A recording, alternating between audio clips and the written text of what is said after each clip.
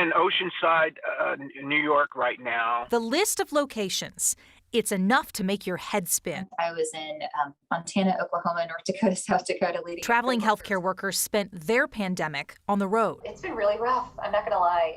Vaccines ease that burden for a while, but nurse Grover Street says cases have exploded again. Most of them are unvaccinated.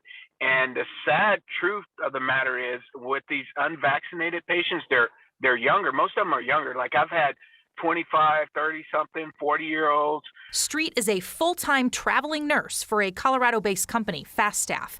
And Dr. Camilla Sasson is an ER physician based in Colorado, but takes road assignments as she can. 18 months later, both feel the burnout. The hostility, the aggression of patients, of families, of healthcare workers, it's in there. People are arguing and fighting all the time. Dr. Sasson got multiple requests just this week to help in Texas, where COVID cases are rising again and hospitals are filling up. But it's also where the governor banned mask and vaccine mandates and is fighting those who try the mandates anyway in court. I'm struggling, but I want to help everybody I possibly can. But I also have to be realistic about the fact that, honestly, I'm not going to leave my family. I'm not going to do that for when I don't feel like the place that I'm going truly is doing all they can to help stop the pandemic. This time, Sasson passed on the assignment. I will be honest, for the last year, I've put the pandemic first, right? I've put taking care of patients first. And so at this point, it's I'm going to take a step back and say, look, I'm not going to do this one. I'm going to pass on this one, or the next few probably,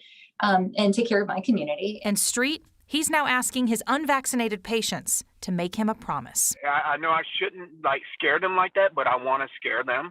I'm like, if you get out of this alive, will you take the vaccine? And they was like, all of them, they're like, oh my God, absolutely. I feel like I'm going to die.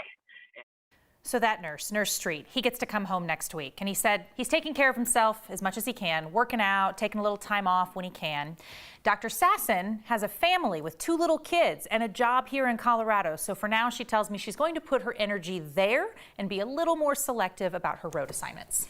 Early in the pandemic, Jenny, they were treating people who often were doing everything they could to avoid getting sick, but still got COVID. Now they're predominantly treating people who chose not to get vaccinated. Right. They tell me it's really frustrating. But much like it's a drunk driver who comes into your ER, you're going to treat the patient in front of you. This is their code of ethics as healthcare workers. But oh boy, is it frustrating for them. Yeah. All right. Thank you for that, Jennifer. Appreciate it.